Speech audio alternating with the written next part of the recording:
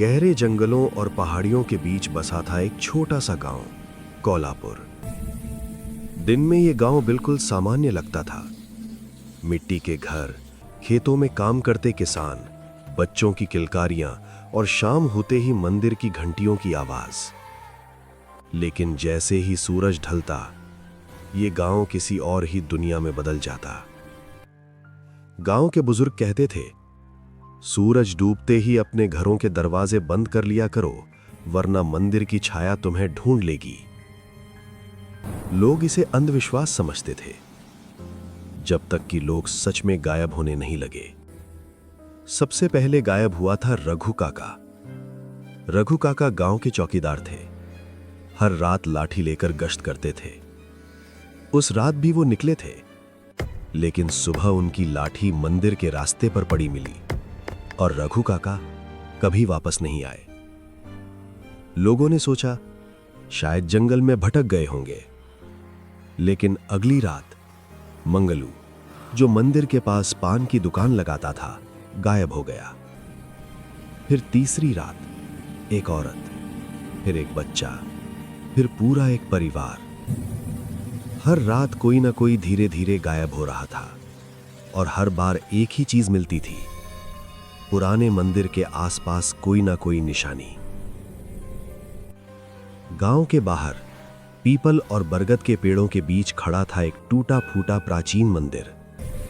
मूर्ति टूटी हुई थी, दीवारों पर काले धब्बे थे और अंदर हमेशा अजीब सी ठंडक रहती थी। लोग कहते थे कि यह मंदिर कभी देवी कालिका का था, लेकिन करीब 100 साल पहले वहां कुछ ऐसा हुआ था जिसके बाद मंदिर को छोड़ दिया गया। कहते हैं गांव वालों ने अपने स्वार्थ में देवी का अपमान किया था और तभी से यह गांव श्रापित हो गया। इन्हीं दिनों गांव में आया था आरव, शहर का पढ़ा लिखा लड़का जो अपनी पत्रकारिता की नौकरी छोड़कर गांव लौटा था। कोल्हापुर उसका पैतृक गांव था। आरव को इन गायब होने की घटनाओं पर भरोसा नहीं था। वो हर चीज को तर्क और सच्चाई की नजर से देखता था। उसने ठान लिया, मैं पता लगाऊंगा कि इस गांव में हो क्या रहा है। एक रात आरव ने अपने दादा की पुरानी संदूक खोली। अंदर मिली एक पुरानी डायरी। डायरी के पन्ने पीले पड़ चुके थे, लेकिन लिखावट साफ थी। उसमें लिखा था, आज हमने सबसे बड़ा पाप कर दिया। देवी की बलि नहीं दी, बल्कि इंसान की दी। अगर ये डायरी कोई पढ़ रहा है तो जान लो, श्राप जाग चुका होगा। आरव के हाथ कांपने लगे। डायरी से पता चला कि करीब 100 साल पहले गांव में भयंकर सूखा पड़ा था।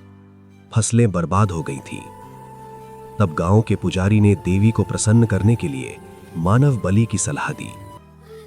गांव वालों ने एक मासूम लड़की कनिका को चुन लिया। उसे जिंदा मंदिर में बलि दे दी गई। मरते वक्त कनिका ने कहा था, मैं लौटूंगी और एक एक को ले जाऊंगी। उसी दिन मंदिर में आग लगी, पुजारी मर गया और गांव में अजीब घटनाएं शुरू हो गईं। अब आरव को सब समझ आने लगा था। रात होते ही वो देखता मंदिर की ओर जाती काली परछाइयां, हवा में किसी बच्ची के रोने की आवाज और कभी कभी किसी का नाम पुकारती हुई फुसफुसाहट, आरव, आरव। एक रात आरव ने फैसला किया, वो मंदिर जाएगा। अमावस्या की रात थी। पूरा गांव सन्नाटे में डूबा हुआ था। मंदिर के अंदर जाते ही दरवाजा अपने आप बंद हो गया। अचानक हवा ठंडी हो गई, दीवारों से खून टपकने लगा और सामने प्रकट हुई कनिका की आत्मा। उसकी आंखें काली थीं, चेहरा जला हुआ और आवाज जैसे 100 लोगों की एक साथ चीख। कनिका ने कहा, मुझे बदला नहीं चाहती, मुझे मुक्ति चाहिए। उसने बताया कि हर रात जो लोग गायब हो रहे हैं वो वही लोग हैं जिनके वंशजों ने उस बलि में हिस्सा लिया था। श्राप तभी टूटेगा जब सच्चाई सबके सामने लाई जाएगी और कनिका की आत्मा को सम्मान मिलेगा।